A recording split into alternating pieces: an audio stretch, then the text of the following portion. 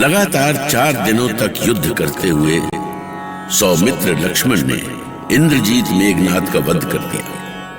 अपने प्राणों से प्रिय पुत्र मेघनाद के वध का समाचार पाकर दशानन के क्रोध के सारे बांध टूट गए और इससे पहले कि उसके क्रोध का ज्वालामुखी अपनी विनाश लीला करता, प्रहस्त ने रावण को अपने क्रोध पर वश करने को कहा, क्योंकि अभी भी रावण का तरकश खाली नहीं हुआ था। उसमें अभी एक सबसे शक्तिशाली अस्त्र शेष था और वो अस्त्र था पाताल लोक का स्वामी अहिरावण। अहिरावण देवी का महान भक्त था और प्रहस्त को विश्वास था कि भले ही रावण के सारे अस्त्रों को राम ने कुंद कर दिया था, पर देवी के परम भक्त अहिरावण पर वश करना राम के लिए भी असंभव था। मैंने आजीवन आपकी सेवा की है दशानन, और ये प्राण भी आपकी ही सेवा में जाएंगे। पर महाराज, क्या इन सब के बदले में आप मेरी एक विनती भी नहीं सुनेंगे? कहो, क्या कहना चाहते हो? महाराज, युद्ध नीति कहती है कि महारथियों के होते हुए स्वयं राजा का युद्ध में जाना शत्रु का आत्मविश्वास बढ़ा सकता है। उसे लग सकता है कि बस विजय उससे सिर्फ एक कदम ही दूर है, और अभी हम इतने अकेले नहीं पड़े हैं महाराज। क्या कहना चाहते हो? कुंभ और इंद्रजीत के बाद अब हमारा कौन महारथी शेष है? अहिरावण लंकेश, देवी भक्त अहिरावण। अहिरावण हमारा वो ब्रह्मास्त्र है जो उन वनवासियों का सर्वनाश करके ही लौटेगा, और यदि आपने उन्हें इस महायज्ञ में आहुति देने का महान अवसर नहीं दिया तो उन्हें पीड़ा होगी कि दशानन ने उन्हें इस योग्य ही नहीं समझा। विचार मत कीजिए लंकेश, पातालपति को उपकृत कीजिए। प्रतिशोध की भीषण ज्वाला में जलते हुए भी जाने कैसे लंकेश ने प्रहस्त की विनती को अनसुना नहीं किया। वो उसके निवेदन पर सीधे पातालपुरी पहुंचा और पातालपति को सम्मान देते हुए उससे निवेदन किया। पाताल लोक के अधिपति अहिरावण, हम आज पहली बार तुमसे कुछ मांगने आए हैं। आदेश करें महाबली लंकेश। त्रिलोक जी दशानन की सहायता करके मेरा जीवन धन्य हो जाएगा। वचन दो अहिरावण कि तुम किसी भी स्थिति में मेरी सहायता करोगे। विपरीत स्थिति में भी तुम मेरा साथ दोगे। वचन दो। एक बार नहीं लंकेश, 1000 बार वचन देता हूं। सूर्य और चंद्रमा अपनी गति बदल सकते हैं, अपना स्थान छोड़ सकते हैं, परंतु अहिरावण अपने वचन से विचलित नहीं होता। रक्षवंश संकट में है अहिरावण। असंभव, असंभव। ये क्या कह रहे हैं लंकेश? आप पे होते रक्षवंश संकट में पड़ गया? ये नहीं हो सकता। मैं सत्य कह रहा हूं। अयोध्या कुमार राम के साथ युद्ध करते हुए हमारे समस्त योद्धा मारे गए, यहां तक कि हमारा पुत्र इंद्रजीत भी। अनर्थ, महाअनर्थ। क्या राम अभी तक जीवित है लंकेश? हम उसके वध के लिए ही तुम्हारी सहायता चाहते हैं। मैं उसे देवी चंडिका की बलि चढ़ाऊंगा लंकेश। कहां है वो राम? केवल राम की ही नहीं, उसके भ्राता लक्ष्मण की भी बलि देनी होगी तुम्हें। तब तो देवी चंडिका और भी प्रसन्न होगी लंकेश। मैं भी जाता हूं। नहीं, अभी नहीं। अति उत्साह में हमने बहुत कुछ खोया है, कहीं तुम भी। दशानन, क्या आपको मेरे बल और पराक्रम पर विश्वास नहीं है? हमें अपने बल और पराक्रम पर भी ऐसा ही भरोसा था अहिरावण, किंतु संसार केवल बल से ही नहीं चलता है, बुद्धि और विवेक भी आवश्यक है। तू मेरा मार्गदर्शन करे। तुम्हें अपनी माया का प्रयोग करना होगा। आज रात्र में तुम्हें राम के शिविर में पहुंचकर राम और लक्ष्मण का हरण करना है। शिविर में उन पर किसी प्रकार का बल प्रयोग किया तो हम उसी पल ये लड़ाई हार जाएंगे। आपके आदेश का पालन होगा। एक बात और, राम की रक्षा में हनुमान नाम का एक वानर है, उससे सावधान रहना। एक वानर मेरा क्या बिगाड़ सकता है महाबली?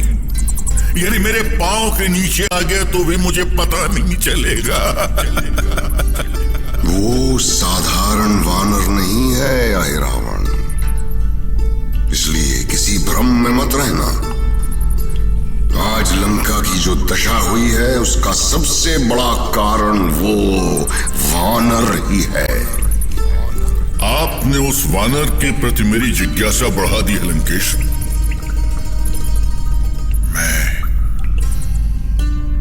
मैं उस वानर से अवश्य मिलूंगा।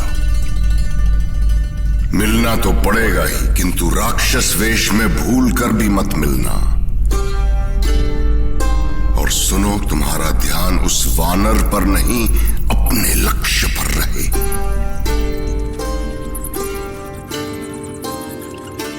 जाओ, शिविर तक पहुंचने में रात्रि हो जाएगी। जय श्री राम। महाराज सुग्रीव, क्या मेरे लिए कोई विशेष सूचना है? हाँ पवन कुमार, आज प्रभु श्री राम के साथ संपूर्ण शिविर की सुरक्षा का भार तुम पर है। रक्षेंद्र विभीषण पूरे क्षेत्र में भ्रमण करते रहेंगे। कोई भी विशेष सूचना तुम उन्हें दे सकते हो। आप चिंता ना करें महाराज सुग्रीव, मेरे होते प्रभु श्री राम के शिविर में हवा भी प्रवेश नहीं कर सकती। अहिरावण लंकेश के कहने पर श्री राम के शिविर में पहुंच तो गया, किंतु शिविर में प्रवेश करने के पूर्व उसे रावण की बातों का स्मरण हो आया, विशेषकर वो बात जो उसने हनुमान के बारे में कही थी। वो साधारण वानर नहीं है अहिरावण, इसलिए किसी भ्रम में मत रहना। आज लंका की जो दशा हुई है उसका सबसे बड़ा कारण वो वानर ही है। पता नहीं कौन है वो उत्पाती वानर। लंकेश ने तो कहा था कि पहरे पर वही वानर मिलेगा और मुझे उसके पास मायावी रूप में जाना होगा, परंतु शिविर के मुख्य द्वार पर तो कोई भी वानर नहीं है। श्री राम जय जय राम। श्री राम जय जय राम। श्री राम जय जय राम। श्री राम जय जय राम। पवन पुत्र। कौन है? मैं हूं भरत। क्या मैं आपसे मिल चुका हूं भरत? भूल गए पवन कुमार? आप संजीवनी बूटी लेकर अयोध्या के आकाश से जा रहे थे, तब आपसे हमारी भेंट हुई थी। भूल गए? मैं दशरथ पुत्र श्री राम भ्राता भरत हूं। ये सचमुच भैया भरत हैं या कोई मायावी? मैं सच्चाई कैसे जान सकता हूं? महाराज सुग्रीव ने भी आज मुझे सावधान रहने को कहा है, पर मैं श्री राम से पूछने भी तो नहीं जा सकता। क्या सोचने लगे पवन कुमार? मुझे अपने भ्राता श्री राम से मिलना है, मुझे मार्ग दीजिए। जाने किस हाल में होंगे मेरे भैया राम। मेरा मन बहुत व्यग्र है उनके लिए। मैं आपके श्री चरणों में प्रणाम करता हूं भैया भरत, पर पहले ये तो कहिए कि अयोध्या में सब कुशल तो है? सभी कुशल हैं, बस मुझे भ्राता राम के दर्शन हो जाए, इतनी सी कामना है। किंतु अभी तो वो विश्राम कर रहे हैं महाराज। आप कुछ देर प्रतीक्षा करें, रात्रि के चौथे प्रहर में वो जाग जाएंगे। मुझे अपने देवतुल्य भ्राता से मिलने के लिए भी प्रतीक्षा करनी पड़ेगी हनुमान। मैं आपका सम्मान करता हूं, पर आप कृपा करके मेरे मार्ग की बाधा ना बने। जय श्री राम। भाई भाई के बीच भला मैं बाधा क्यों बनूंगा महाराज? यदि आप प्रतीक्षा नहीं करना चाहते तो आप जा सकते हैं। जाइए, शिविर के पूर्वी क्षेत्र में प्रभु का निवास है। धन्यवाद हनुमान।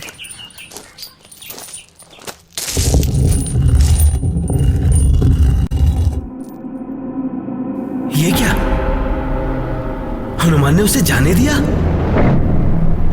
इसे रोको हनुमान, अभी रोको। अरे ये मायावी है। अभी रोकता हूं रक्षेंद्र।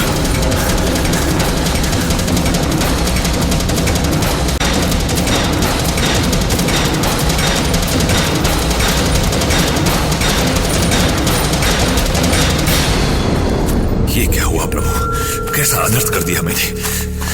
पर कहां चला गया वो मायावी? कहाँ है वो मायावी? पता नहीं रक्षेंद्र विभीषण, अभी तो वो यही था। आपका स्वर सुनते ही पता नहीं कहां अदृश्य हो गया। मैं राक्षसों की माया विद्या से भली भांति परिचित हूं पवन कुमार। मैंने तो दूर से ही उसे पहचान लिया था। किंतु पलक झपकते ही कहां चला गया वो अदृश्य हो गया हनुमान। ये अदृश्य होना भी एक माया है। ओह, अब समझा। जाने कहां चला गया वो मायावी।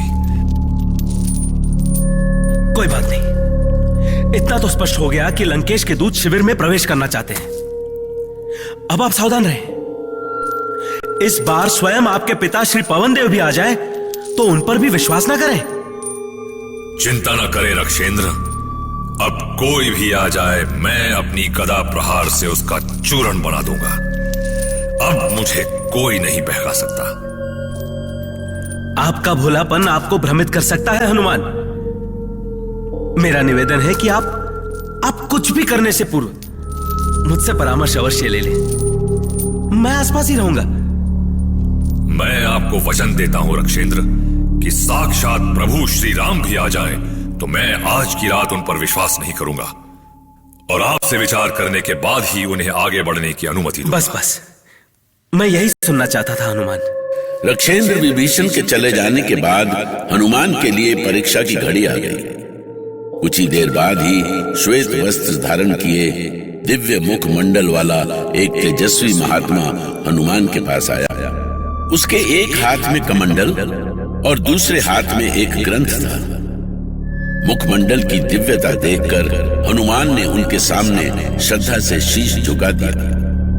महात्मा ने श्री राम को आशीर्वाद देने और युद्ध में उनके विजय की कामना करने की इच्छा प्रकट की और हनुमान चाहकर भी उसे रोकने का साहस नहीं कर सके। राम